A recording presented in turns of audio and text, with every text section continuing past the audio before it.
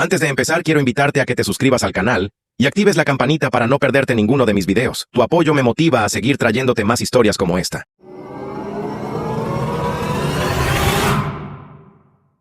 Mi jefa interior todavía no se calla cuando recuerdo todo esto. A veces me pregunto en qué momento exacto dejé de ser la mamá que defendía a su hija y me convertí en la mujer que protegía su trabajo. Por encima de todo, tengo 31 años, soy mujer y tengo una hija que acaba de cumplir 11. Está en sexto grado y va a la escuela secundaria del barrio. Es a donde todos se conocen y los chismes vuelan más rápido que las tareas. Mi esposo tiene 34 años y llevamos 12 años casados, pero lo nuestro hace tiempo dejó de ser ese matrimonio cálido y cómplice que alguna vez fue. Ahora son comentarios pasivo-agresivos. Miradas al cielo, discusiones que se convierten en noches enteras de silencio, como si el aire estuviera siempre cargado de algo no dicho. Él dice que ya no soy la misma. Y yo siento que él se ha vuelto demasiado cómodo criticándome, sobre todo frente a nuestra hija, cosa que detesto. Trabajo en una firma de consultoría privada y hace poco me ascendieron a un cargo senior, algo por lo que luché durante años. Ese ascenso vino con un aumento importante, el tipo de sueldo que te recuerda todos los días que si pierdes ese puesto, pierdes también el barrio, el seguro médico, los viajes soñados y buena parte del futuro de tu hija. Desde entonces trabajo muy de cerca con mi jefe directo, un hombre de 55 años, divorciado, que se quedó con la custodia completa de su hijo de 13 años. Casualidades crueles de la vida, su hijo va a la misma escuela que mi hija, mismo periodo de almuerzo, mismos clubs, consejo estudiantil y un grupo de liderazgo y caridad llamado Key Club. Mi jefe habla de su hijo todo el tiempo, casi como si fuera una extensión de su propio ego. Siempre remarca que el niño es demasiado listo para su propio bien, que es sarcástico pero no malo, y que su problema es la falta de filtro, no la maldad. Dice que, desde el divorcio, le cuesta manejar sus emociones, pero insiste en que jamás sería cruel a propósito, como si con eso quisiera blindarlo de cualquier crítica futura. Las pocas veces que he tratado con el chico, ha sido educado, aunque con esa sonrisa un poco soberbia de quien sabe que siempre lo van a defender. Durante unos 6 meses existió entre nuestras familias una especie de amistad casual, cenas compartidas, favores de recoger a los niños del colegio, nada demasiado íntimo. Pero lo suficiente como para crear la ilusión de que todo estaba bien. Los niños no eran amigos cercanos, pero tampoco parecía haber problemas, o al menos eso creía yo. Cómoda en mi burbuja de adulta ocupada. Hace alrededor de 3 semanas, mi hija empezó a cambiar. Se volvió más callada, dejó de contarme cómo le había ido en el día y empezó a perder interés en las actividades que antes la emocionaban. En especial el consejo estudiantil. Yo, en mi forma funcional de ver la vida, pensé que sería cansancio de mitad de curso o un drama pasajero con alguna amiga. Le pregunté si había pasado algo. Pero ella restó importancia al tema, dijo que estaba bien y cambió de conversación como si ya hubiera practicado esa respuesta frente al espejo. Una noche la vi en el asiento trasero del coche, limpiándose discretamente los ojos mientras miraba el celular. No lloró en voz alta. Pero ese gesto silencioso fue una alarma que preferí no escuchar del todo en ese momento. Más tarde volví a preguntarle si algo iba mal. Y entonces la represa se rompió. Me contó que el hijo de mi jefe la había estado acosando a ella y a un par de sus amigas en la escuela. Todo empezó con comentarios sarcásticos durante las reuniones del consejo estudiantil. Él la interrumpía, le hablaba por encima, se burlaba de sus ideas. Como si tuviera derecho a decidir que valía la pena decir en esa sala. Una vez ella propuso una colecta de abrigos para personas sin hogar y él soltó, sí. Porque los sin techo deben estar ansiosos por recibir tus consejos de moda, haciendo reír al resto. Esa risa colectiva, compartida a costa de ella, pesaba más que cualquier insulto directo. Luego el acoso se trasladó al almuerzo. Él y su novia hicieron una historia privada en Snapchat donde subían fotos y videos cortos burlándose de otros estudiantes. En su mayoría chicas. Mi hija terminó siendo parte del espectáculo cruel. Me enseñó una captura de pantalla, una foto de espaldas de ella caminando con la mochila. Con el subtítulo, la gorda cree que manda en esta escuela. En otro video, aparecía contestando una pregunta en una reunión con la frase habla la cerda como texto superpuesto. Ver eso me revolvió el estómago, no solo por las palabras, sino por la naturalidad con que otros lo consumían. Como si ella fuera un personaje ridículo y no una niña de 11 años. Pero lo que realmente me rompió fue cuando contó que él le dijo que había una reunión de emergencia del consejo estudiantil una mañana. Ella se levantó temprano, fue al colegio ilusionada, llegó al aula, y no había nadie porque la reunión nunca existió. Imaginé a mi hija, sentada sola, mirando la puerta, revisando la hora, dándose cuenta poco a poco de que todo había sido una broma a su costa. Esa imagen me partió el corazón. Y al mismo tiempo, me enfrentó con una verdad incómoda. Yo no estuve ahí para evitarlo. Le pregunté por qué no me había contado nada antes, y su respuesta me clavó un cuchillo, porque es el hijo de tu jefe, solo me dirías que lo ignore. Dijo que no quería causarme problemas en el trabajo. El golpe más duro no fue enterarme del bullying, sino darme cuenta de que mi hija me veía como una adulta que pensaba primero en su empleo y después en ella. Y lo más doloroso fue que, en el fondo, había algo de verdad en ese miedo. Este trabajo es el mejor pagado que he tenido nunca, el que nos mantiene en un buen barrio, el que paga el seguro médico, las vacaciones, los ahorros, el que sostiene las posibilidades futuras de mi hija. Nunca lo digo en voz alta, pero siento lo frágil que es todo. Mi posición depende de mantener una relación impecable con mi jefe, de serla confiable. Intenté sacar el tema con sutileza durante un almuerzo con él.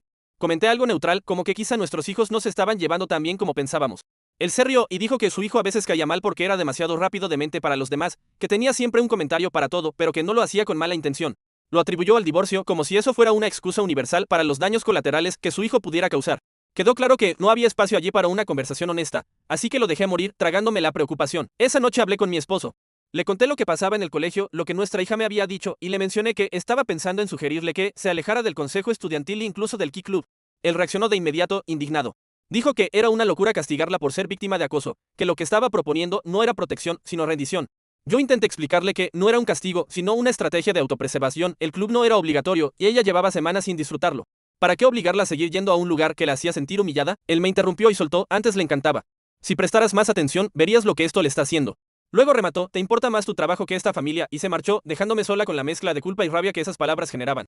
No era la primera vez que decía algo así, llevaba un año lanzando dardos disfrazados de chistes, que sí que rico perderse la cena otra vez, que sí ojalá tu jefe valore tanto las horas que le das. Lo que antes eran comentarios velados ahora eran ataques directos y yo me quedaba atrapada entre justificarme y cansarme. Al día siguiente me senté con mi hija. Le pedí perdón por lo que estaba viviendo, le dije que nada de eso estaba bien y que no se lo merecía. Pero también le propuse que tal vez era momento de dejar el consejo estudiantil, al menos por el resto del año.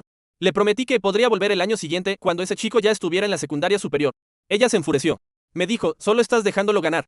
Yo le respondí que no se trataba de ganar o perder, sino de ser inteligente con su energía, de no seguir exponiéndose a un ambiente hostil. Ella no quiso escucharlo. Dijo que estaba de su lado, que solo me importaba el trabajo, y cuando le dije que eso no era justo, disparó una frase que me dejó helada, tampoco esto es justo, se fue a su habitación y azotó la puerta, y yo dejé que esa puerta se quedara como símbolo de la distancia que crecía entre nosotras. Al día siguiente seguía fría.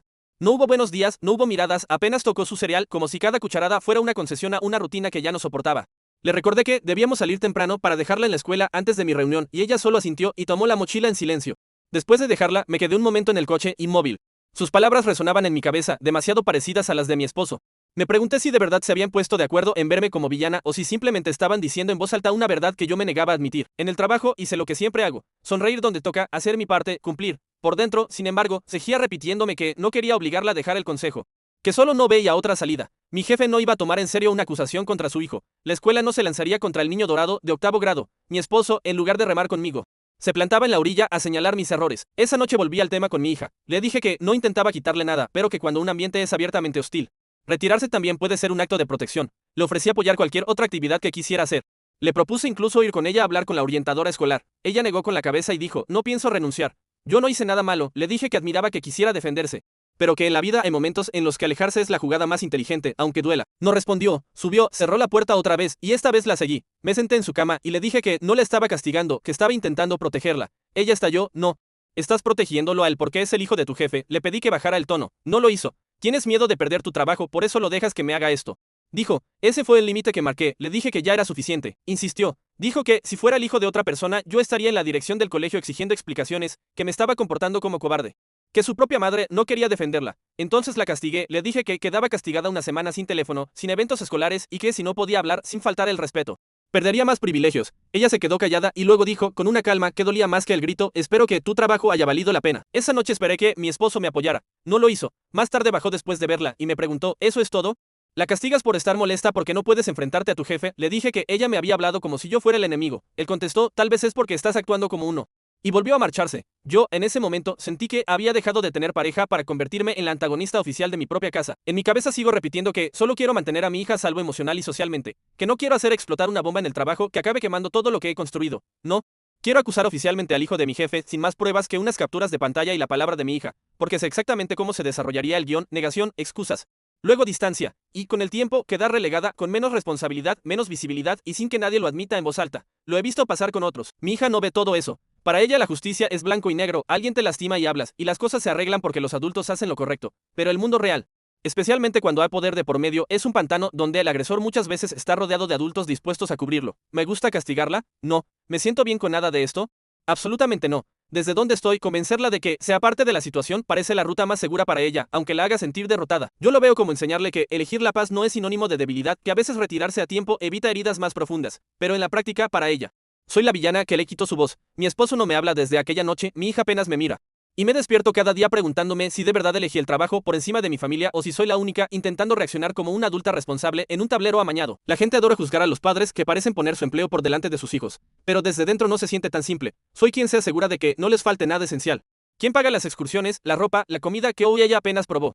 ¿Quién navega las políticas internas de la empresa y mantiene contento al jefe para que mi hija no tenga que preocuparse por el dinero? Y aún así, me pregunto si estoy pagando ese confort con algo que no se recupera, la confianza de mi hija. Quizá estoy demasiado cerca del incendio como para ver el edificio entero. Tal vez me he engañado pensando que ser la que sostiene todo económicamente compensa el hecho de no sostenerla con la fuerza que ella necesita ahora. Por eso me pregunto, Casi como si lanzara la pregunta al vacío. ¿Soy la mala por castigar a mi hija y decirle que renuncie al consejo estudiantil para evitar más problemas con el hijo de mi jefe? Y entonces aparecen las voces de otros, como eco de mis dudas. La primera persona que comentó contó que, cuando tenía 12 años, hubo un chico que le arruinó la vida en el equipo de fútbol. Era el hijo del entrenador, encantador con los adultos, un infierno cuando nadie miraba.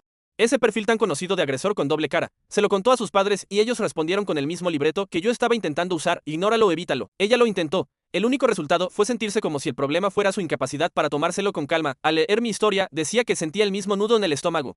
Ese que se forma cuando la persona que debería protegerte te dice, directa o indirectamente, que aguantes para no incomodar a los demás. Recordaba que no era solo vergüenza, sino humillación pública.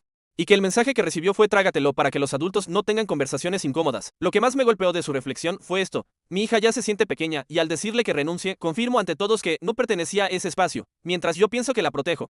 Ella me ve escogiendo la comodidad de mi jefe por encima de su dignidad, y esa clase de herida, decía, no desaparece cuando se crece. Se queda pegada a la memoria. Su consejo era claro: dejarla quedarse, dejarla hablar, incluso si nadie la escucha, porque al menos así no sentiría que también la silenció su propia madre. Otro comentario fue aún más duro. Pedía imaginar lo que es tener 11 años, sentirte ya humillada frente a tus compañeros y que tu madre, la persona que supuestamente debería pelear por ti, te diga que renuncies y lo dejes pasar. Señalaba que un niño había publicado una foto de su trasero en primer plano con un comentario degradante, y que eso no era broma escolar inocente, sino acoso y sexualización, y que mi respuesta había sido básicamente: quizá evítalo. Esa voz decía que, si mi jefe, al ver las capturas, seguía minimizando todo como solo chistes, entonces no era ese hombre decente que yo quería creer que era. Que si mi estabilidad laboral dependía de fingir que el agresor de mi hija solo era un chico sin filtro, entonces no estaba en un empleo seguro, sino en una especie de secuestro emocional. Y remataba con algo que me pesó días: no solo ignoré a mi hija, sino que la castigué por intentar defenderse. No se trataba de un club, sino de enseñarle que hablar implica ser silenciada también en casa. Un tercer comentario ahondó en lo que yo no quería ver. Decía que yo estaba pensando a corto plazo: salario, estabilidad, no caer mal a mi jefe, pero que lo que no estaba calculando era el costo que mi hija pagaría a largo plazo. Mucho después de que ese sueldo dejara de entrar en la cuenta, subrayaba que ella estaba siendo acosada delante de sus pares, perdiendo el poco control que un niño puede tener sobre su propia imagen. En lugar de tener un adulto de su lado, estaba recibiendo el mensaje de que debía apartarse discretamente para no incomodar al agresor. No se trataba solo de renunciar al consejo estudiantil, sino de perder la confianza en la única adulta en la que creía poder apoyarse. Me acusaba de pedirle que tragara el dolor en silencio para que los adultos no se sintieran incómodos, y eso, decía, destroza la cabeza de un niño. También señalaba algo que yo misma había dicho: que a ella quizá ni siquiera le gustaba tanto el consejo estudiantil ya, pero que lo que sí le gustaba era tener voz, y que al decirle que renuncie, lo que estaba haciendo era arrebatarle esa voz para evitar una confrontación incómoda con mi jefe. Terminaba diciendo, sin rodeos, que yo era la mala, y que más me valiera que el trabajo tuviera un buen paquete de beneficios, porque mi hija iba a necesitar terapia y muchas garantías de que no era ella el problema. Y ahí es donde me quedo, atrapada entre lo que hice, lo que quise hacer y lo que debía hacer, contando esta historia como alguien que opina y reflexiona, no como alguien que ya tiene la respuesta correcta. Porque la verdad incómoda es que sí, en muchos momentos elegí la paz aparente en el trabajo por encima de enfrentar el conflicto que mi hija necesitaba que enfrentara. Y ahora vivo con el eco de su frase: espero que tu trabajo haya valido la pena, preguntándome cada día si alguna vez podré reparar el daño de haberla hecho sentir sola precisamente cuando más necesitaba que la creyera y la defendiera. Lo que más me golpea al recordar esta historia es como los adultos a veces repetimos el mismo patrón que decimos odiar: callarnos para no complicar las cosas. Mientras un niño aprende que su dolor es secundario, y cuando por fin entendemos el daño, suele ser demasiado tarde. En uno de los comentarios alguien decía que trabajaba en una escuela secundaria y que había visto muchas veces cómo se desarrollan casos así, sobre todo cuando el agresor tiene un padre con influencia. Las escuelas hablan fuerte contra el acoso, pero cuando el niño es hijo de quien dona al comité de padres o conoce al superintendente, de pronto todo se vuelve más suave.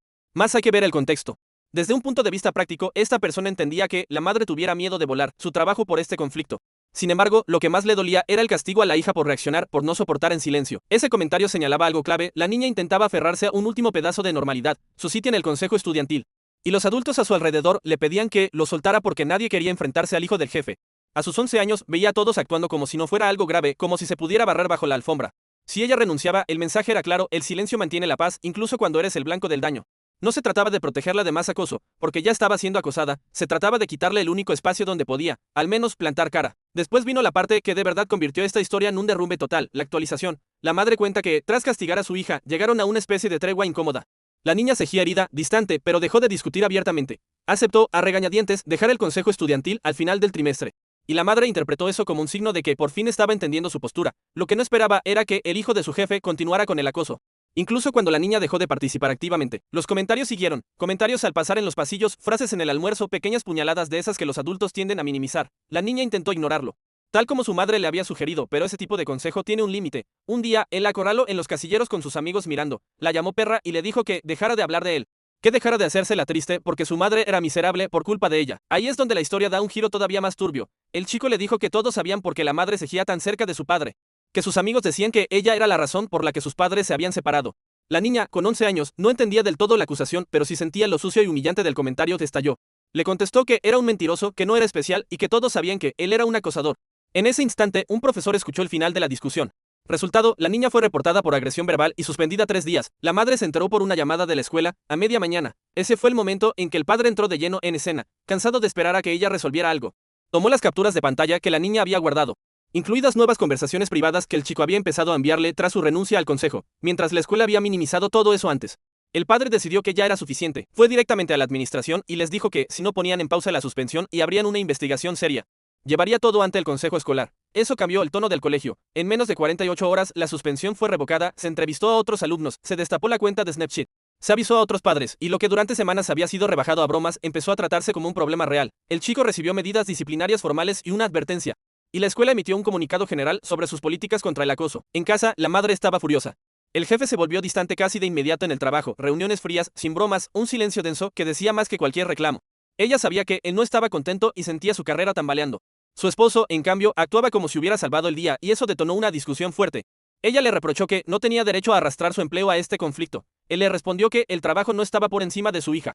Dijo que él ganaba lo suficiente para que vivieran bien sin su salario, frase que para ella sonó como si redujera todo lo que había construido a un pasatiempo prescindible. Ella lo acusó de sabotearla, de presentarla como una madre ausente que necesitaba ser rescatada. Él replicó que ella había elegido bando desde semanas antes. Ella le lanzó que estaba actuando como si quisiera que ella se quedara en casa. Él respondió que estaba torciendo sus palabras. La conversación terminó sin solución y pocos días después él se mudó al cuarto de invitados. La distancia ya no era solo emocional. Ahora tenía puerta propia. La relación con la hija siguió deteriorándose. La niña estaba más callada que nunca.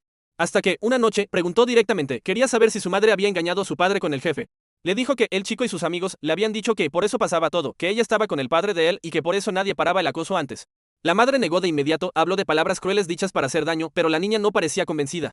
Esa duda, clavada en una niña de 11 años, lo dice todo sobre la grieta que ya se había abierto. Semanas después, el esposo pidió hablar con calma. Le dijo que quería el divorcio, sin gritos, sin amenazas. Con la serenidad de quien ya lo decidió todo tiempo atrás, le contó que había contratado un investigador privado meses antes, no por el jefe al principio, sino porque sentía que ella ocultaba algo. Cuando lo dijo, a ella se le cayó el mundo, él tenía pruebas, mensajes, fotos, fechas demasiado alineadas como para atribuirlas a malentendidos. Ella reconoce que la relación con el jefe ya era cercana, se apoyaron mutuamente tras su divorcio y en medio del tramo difícil de su propio matrimonio. Las líneas se desdibujaron y, llegado a un punto, se cruzaron. Ella se repetía que solucionaría todo después, que se separaría primero, que lo haría limpio. Pero nunca llegó a ese punto. Su esposo se mudó con la hija el fin de semana siguiente, no hubo ruptura amistosa, él contó la verdad a sus amigos, los chats se incendiaron. Y personas que ella creía neutrales cortaron contacto. En el trabajo todo se supo, no de manera oficial, pero lo suficiente. Empezaron los susurros. Las bromas veladas se volvieron directas, alguien llegó a imprimir un meme sobre ella y lo dejó en la sala de descanso. Su jefe se distanció aún más, dejó de incluirla en reuniones clave. Y nadie mencionó nada a la cara, pero el mensaje era claro, había perdido lugar. En la escuela también corrían rumores, padres y profesores hablan. Y en cuestión de un mes, su red de apoyo desapareció, su hija apenas le dirigía la palabra. Ella dice que se pasa el tiempo repasando cada decisión, preguntándose en qué momento calculó mal. No empezó con intención de dañar a su hija, se repite. De verdad creía estar protegiéndola de un tipo de conflicto que aún no podía comprender. Pensaba que mantener su carrera intacta era asegurarle un futuro mejor. Y sigue convencida de que se ganó su puesto y sus ascensos por mérito propio, no como regalo. Pero ahora se ve sola en una casa demasiado silenciosa, viendo como todo aquello que intentó resguardar se ha ido cayendo pieza a pieza. Los comentarios posteriores lo dejan claro, para los demás lo que se ve es una cadena de decisiones donde ella siempre eligió protegerse a corto plazo, esperando que los otros entendieran con el tiempo. Su hija no necesitaba estrategia, necesitaba respaldo, su esposo no necesitaba que lo gestionaran, sino sentir que estaban en el mismo equipo. Mientras ella se paralizaba cada vez que un conflicto amenazaba su vida profesional, los suyos vivían esa parálisis como abandono. Otro punto que muchos señalaron fue su silencio selectivo. En su primera versión no mencionó el asunto central, el romance con el padre del agresor. Pedía opiniones sin contar que ya estaba involucrada con ese hombre. Para los lectores, eso hacía todo peor. No solo falló a la hora de defender a su hija, sino que la niña quedó atrapada en el fuego cruzado del resentimiento del chico. Y luego fue castigada por reaccionar. Perdió familia, reputación y respeto en el trabajo, y muchos opinaron que, dolorosamente, se lo había ganado decisión tras decisión. Pasaron los meses y llegó la última actualización, la más devastadora, el divorcio se hizo oficial. El ex marido lo tenía todo documentado, registros financieros, mensajes, horarios. Cada vez que ella llegó tarde, cada ocasión en que minimizó los problemas de la hija, él ni siquiera peleó por la casa, se la dejó, lo que a ella terminó doliéndole más. Porque parecía que lo que buscaba era distancia, no venganza. Obtuvo la custodia total, alegando alienación parental y negligencia emocional, y el tribunal le creyó. Ella intentó pelear por custodia compartida, terapia conjunta, visitas, cualquier cosa. Llevó regalos a reuniones, se apuntó a clases de crianza. Pero nada cambió, incluso empezó a aparecer en eventos donde sabía que estarían para que la vieran intentando. Pero la presencia dejó de ser gesto de amor y empezó a verse como perturbación. En un acto escolar se acercó con un regalo de cumpleaños. Su hija le dio la espalda y su ex le recordó, en seco, que le habían pedido que no fuera. Ese fue el último día que la vio en persona. Una semana después, él pidió mudarse de estado con la niña, argumentando que seguir en la misma ciudad le causaba estrés emocional. Presentó fechas, supuestas incursiones, incluso grabaciones, y el tribunal volvió a darle la razón. Él se fue, cambió a la niña de colegio, no dejó dirección. Y lo único que ella recibió fue un correo con papeles legales y una frase breve: por favor no la contactes hasta que ella lo pida. Ella reconoce sin rodeos, perdió a su hija y no puede culpar a nadie más. Se pregunta cuándo dejó de ser madre primero, en qué momento confundió ser fuerte con anestesiarse y llamar protección a lo que era miedo. Justificó cada pequeña omisión bajo la excusa de cuidar el trabajo, ignorar el acoso, minimizar las quejas, castigarla cuando reaccionó, todo para no poner en riesgo la relación profesional y el romance oculto. Se repetía que era temporal, que luego lo arreglaría, pero mientras tanto permitía que un adolescente, lleno de rabia por lo que intuía de ella y su padre, destrozara emocionalmente a su hija. También admite algo que había ocultado incluso a sí misma. Quiso creer que su jefe era un buen hombre. Lo veía como encantador, gracioso, seguro de sí. Alguien que la hacía sentirse comprendida cuando en casa todo era frío. Él le dijo lo que necesitaba escuchar, que su matrimonio estaba muerto desde hacía años, que admiraba su inteligencia, que su esposo no la merecía. No hubo un gran plan romántico, pero ella permitió que las fronteras se borraran y cuando se volvió físico, cruzó la línea sin vuelta atrás. Cuando todo salió a la luz, intentó conservar algo de poder. Le escribió él diciendo que había perdido a su familia y que esperaba, al menos, que fuera honesto con la gente del trabajo, que confirmara que su relación no había sido un romance clandestino durante su matrimonio. Él no contestó. Envió el correo a Recursos Humanos con una nota sobre mantener distancia profesional. La llamaron, la sentaron. Le hablaron de ética interna y le ofrecieron renunciar en silencio. Ella aguantó unas semanas hasta que explotó. Escribió un largo hilo anónimo sobre cómo la cultura corporativa castiga a las mujeres por relaciones que los hombres inician, sin nombrarlo, pero con suficientes detalles para que muchos lo identificaran. Alguien hizo capturas, circularon, y volvió a convertirse en motivo de burla. Envió luego un mensaje más íntimo a algunas amigas contando cómo él le había hablado de empezar de cero y cómo habían tenido cenas antes de que él siquiera iniciara el divorcio. Una de esas amigas reenvió el mensaje a la exesposa de él. La respuesta de la ex fue directa, la llamó repugnante, le dijo que había destruido una familia y ahora quería compasión. Y copió al jefe en el correo. Ese fue el último contacto con esa oficina. Pasó 5 meses desempleada, postulando a todo tipo de trabajos, desde administración hasta consultorías peor pagadas en otras ciudades. Sin éxito, finalmente una firma pequeña la contrató en periodo de prueba. Hace un trayecto largo para llegar. El ambiente es frío y el sueldo bajo, y ni siquiera puede mudarse de estado por acuerdos legales de custodia que aún la atan. Dice que se levanta cada día agotada y que ya no se reconoce. Antes entraba a una sala sintiéndose alguien con presencia, ahora se siente como una advertencia viviente. No habla con su ex. No le quedan amigos en común. Su antiguo jefe siguió adelante, con nueva asistente, nuevo chiste fácil, imagen intachable. El hijo de él se quedó en el mismo colegio. La hija de ella no. Mirando hacia atrás, confiesa que, si pudiera volver, habría empezado por la verdad con su esposo.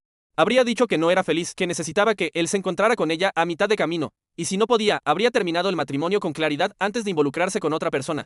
Quizá entonces habría entrado a una nueva relación con algo de dignidad y no desde la desesperación. En lugar de eso, se aferró a un hombre que le decía justo lo que quería oír mientras ignoraba a la hija que necesitaba que mirara lo que estaba pasando justo delante de sus ojos. Ahora su hija ya no la necesita y puede que nunca vuelva a hacerlo. Lo que ella ha enseñado, con cada silencio y cada decisión, es una lección dura, que el amor no puede existir donde la verdad no tiene espacio y que la ausencia de defensa, viniendo de una madre, se siente peor que cualquier castigo. Y esa es la parte que más duele cuando se escucha la historia completa. No fue solo el acoso, ni el romance, ni el trabajo, fue el mensaje constante de que, al final, la voz de una niña valía menos que la comodidad de los adultos que la rodeaban. A veces, el corazón duele más por lo que falta que por lo que sobra. En esta historia, lo que falta no es dinero, ni techo, ni comida, es ese gesto sencillo que le diga a una mujer joven: pienso en ti. Tú también importas. Ella quedó embarazada en el instituto y el mismo día que cumplió 18, la echaron de su casa junto con su bebé. Desde entonces vive con su novio, ahora esposo, que paga las cuentas. Sostiene el hogar y la está ayudando a costear su licenciatura. Tienen una hija que va al kindergarten, aunque la vida es difícil y el dinero casi no existe. Ella siempre intenta que la Navidad sea mágica para la niña, incluso recurriendo a programas de caridad cuando no pueden comprar regalos. Mientras tanto, ella casi nunca recibe nada. No recuerda la última vez que tuvo un regalo de Navidad. El año anterior fue el hermano de su marido quien le obsequió algo. Pero ya no forma parte de sus vidas. Ella, aún así, cada año le compra al esposo algún detalle sencillo. Unos calcetines, un paquete de chicles que él dijo que quería. Pequeñas cosas que para ella significan pensé en ti. Una noche, al comentarle que había llegado un paquete, él se emocionó como un niño. Le contó que había visto en línea algo perfecto para una amiga en común. A ella le encanta esa serie antigua, Frasier, y encontró un libro de cocina inspirado en el show. Un regalo muy pensado. Mientras él hablaba, ella sintió como por dentro se abría un hueco. Como si algo se desmoronara silenciosamente. Para otra mujer, había encontrado un detalle ideal. Para ella, nada. No montó una escena. Dijo que no se sentía bien, se fue al sofá y lloró en silencio hasta quedarse dormida. Ama a su hija y, de algún modo, también a él. Pero confiesa que odia su vida. Había empezado terapia en la universidad, pero subieron las tarifas y ya no puede pagarla. Ha buscado alternativas sin éxito y siente que está atrapada. No puede dejarlo, al menos no en su cabeza. No soporta la idea de alejarse de su hija, ni sabría dónde ir si se marchara. Sus padres no le hablan. Ni siquiera cuando ella los llama llorando y suplicando solo poder conversar. A veces su madre la llama en su cumpleaños o en Navidad, pero este año no lo hizo. Y ella intuye que tampoco lo hará en el próximo que se acerca. Lo más doloroso es que él no es un hombre cruel ni violento, ni un monstruo evidente. No la maltrata, no la humilla, sostiene económicamente la casa, paga la universidad. Mantiene las cuentas al día, pero tampoco es detallista. Ni parece verla como alguien que merece un gesto personal. Ella siente que él no la quiere lo suficiente como para pensar en comprarle, aunque sea una vela barata o un portarretratos. Cualquier cosa que diga esto es para ti. Cree que él notó que estaba dolida. Porque esa misma noche empezó a hablar de llevar a su hija a un evento navideño en la ciudad que sabe que ella quiere visitar. Ella se sintió egoísta, sabe que debería sentirse agradecida por todo lo que él hace, pero no puede evitar desear un gesto pequeño, un símbolo de que también él la ve como persona, no solo como madre de su hija. Su convicción amarga es que ella no recibirá nada. Mientras esa amiga sí tendrá su libro de cocina. En los comentarios, otros ponen palabras a lo que ella apenas se atreve a admitir. Varios le dicen que tiene derecho a sentirse herida. Que es injusto que él invierta más energía y cariño en un regalo para otra mujer que en cualquier detalle para su esposa. También señalan algo muy claro: si el dinero está tan justo que no hay ni para un pequeño regalo para la hija, entonces priorizar un detalle para una amiga, por muy inocente que sea la amistad, duele todavía más. Ella explica que, cuando le preguntó por qué compró ese regalo, él respondió con el mismo argumento de siempre, que no le compra cosas a ella porque deberían ahorrar o gastar en la niña. La contradicción es evidente. De repente, si hay dinero para un detalle, bien elegido, pero para otra persona. Ella insiste en que no sospecha romance ni infidelidad. Le dolería igual si el regalo fuera para uno de sus amigos hombres. Lo que la rompe no es quien recibe el obsequio, sino que no sea ella, nunca. Sus amistades tienen vidas normales, en universidades, con padres presentes. Ella, en cambio, recurre a servicios locales de caridad para que su hija tenga regalos y jamás se atrevería a pedir algo para sí misma. En los comentarios le aconsejan dejar de comprarle cosas a él. Igualar la energía, destinar su escaso dinero a ahorros para tener opciones el día de mañana. Otros le recomiendan buscar ayuda práctica, empleo, apoyos, terapia accesible. Cualquier cosa que le permita no depender totalmente de él. Ella responde que está estudiando y ya tiene una oferta de trabajo a tiempo completo para cuando se gradúe en primavera. La terapia se esfumó cuando empezaron a cobrarla y su ingreso en teoría es demasiado alto por el salario de él para recibir ayudas públicas. Alguien le sugiere que, cuando empiece a trabajar, podrá quizá retomar la terapia, ahorrar algo y decidir con más claridad si quiere quedarse o no, pero la verdad que ella confiesa es que no quiere irse. Sus padres se separaron y eso hizo de su infancia un infierno. No quiere repetir esa historia con su hija. Él insiste.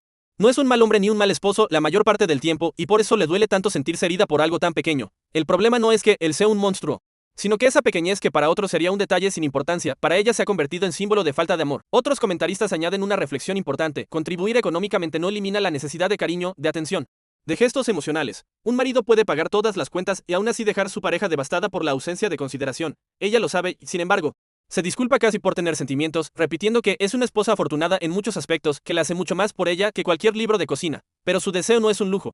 Es una necesidad básica de sentirse vista. Y sin embargo, contra todo pronóstico, esta historia encuentra un giro luminoso. Ella no quería arruinar la Navidad sacando el tema. Decidió tragarse el dolor y dejar que el día transcurriera. La mañana de Navidad se levantaron con su hija, abrieron los regalos y la niña estaba feliz con todo lo que había recibido, lo que ya era un alivio en medio de tanta tensión. Entonces el marido le dio a la niña una caja y le pidió que se la llevara a ella. Al abrirla, ella se echó a llorar. Su artista favorita es Ariana Grande, y su último álbum la había enamorado, pero el tour era carísimo. Con pocas fechas y prácticamente sin entradas disponibles en su ciudad, él, sin decirle nada, había usado el bono navideño del trabajo para pedir ayuda a la madre de esa amiga en común, que tiene conexiones con el estadio donde sería el concierto. Gracias a esa gestión consiguieron entradas excelentes, y además la madre de la amiga se ofreció a cuidar de su hija esa noche para que pudieran ir. Ella nunca imaginó que podría ver a su cantante favorita en vivo. Mientras lloraba, se sentía culpable por haberle regalado solo una botella de agua nueva y un par de Heans, pero él le dijo que no quería nada más que ver felices a sus chicas. Contó que, al pensar en ese regalo, se había contagiado del espíritu de dar y por eso quiso comprar también el libro de cocina para su amiga, como un gesto de agradecimiento por la ayuda de su familia. Lo que ella había visto como una traición era, en realidad, parte de un plan para sorprenderla a lo grande. En los comentarios, muchos se alegran con ella, celebran la sorpresa y le desean que disfrute el concierto y el momento. Ella admite que, en la publicación original, la mayoría le dijo que probablemente la engañaba con esa amiga. Ahora se ríe de ese miedo, viendo que fue más reflejo de sus inseguridades y heridas antiguas que de la realidad. La amiga, de hecho, ayudó a que el regalo fuera posible, y el libro se convirtió más en un agradecimiento que en una preferencia emocional hacia otra mujer. La sombra de sus padres, sin embargo, sigue ahí. Agradece los buenos deseos, pero confiesa que se siente patética en lo que respecta a ellos. Sabe que no la quieren cerca, que la han cortado de su vida y que eso duele más que si hubiera sido ella quien los hubiera apartado. Si mañana la llamaran para ver a su nieta o incluso solo a la niña, admite que les pondría la alfombra roja. Aún no está lista para soltar ese anhelo, aunque sabe que algún día quizá lo logre, y aquí es donde la historia se vuelve reflexión. Esta joven no está loca ni es egoísta por querer un regalo. Lo que anhela es ser reconocida como persona. Más allá de la madre abnegada y la esposa agradecida, su dolor inicial era legítimo. Parte de una vida marcada por el rechazo de sus padres y la sensación de ser siempre la que agradece y nunca la que recibe. Lo bonito es que, esta vez, su pareja sí estaba pensando en ella, solo que eligió un gran gesto en lugar de esos pequeños detalles que ella tanto necesitaba día a día.